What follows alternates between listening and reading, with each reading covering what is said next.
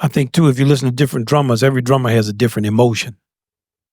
To get deep into what you're saying, it's important for us in the festival to see always better drummer. Because I sit next to Jeff Hamilton, he's always talking about the drummers. Think about the sound of Art Blakey, Philly Joe. I've been lucky in my time of playing to play with the greatest drummers. Very close with Elvin, play with Philly Joe, play with Art Blakey. Once sat with a bunch of drummers in Italy, Buddy Rich, Philly Joe Jones, Art Blakey, Max Roach. Those are all the greatest drummers. It's interesting for a trumpet player to be around all those drummers.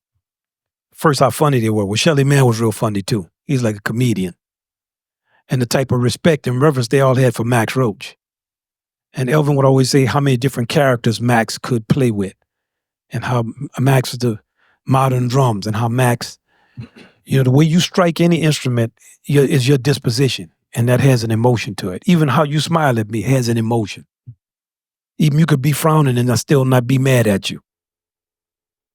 Billy Higgins, it's to understand the depth of your instrument. Many times we don't understand the depth of the drums. That is a deep instrument. That's the one instance where technology is not better. A drum machine will never be better than a drummer, ever. There's all kind of different sayings about drums or drummers. If the drummer is noticeable, then generally he's probably not that good. But when you don't notice the drums and the band sounds really good, that's when you know that's a good drummer. They don't stick out. They blend in. Awesome. Thank you very much.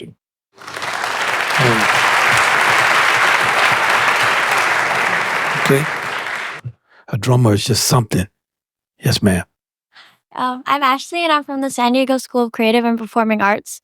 And the festival we're at right now is called essentially Ellington, right? So That's right. How do we really pay homage to Ellington and his music while still remaining true to our own selves and our own style of music?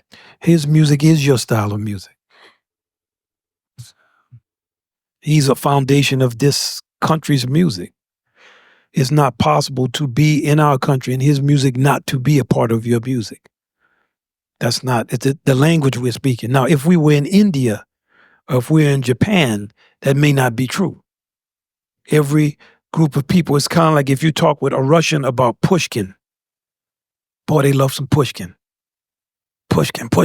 You hear about Pushkin all the time. Now, for us, we don't really know about, Pushkin, okay. That was the black dude that was Russian, right? Pushkin. But to them, he represents something in the evolution of their language. Duke Ellington occupies a central place in the development of our language.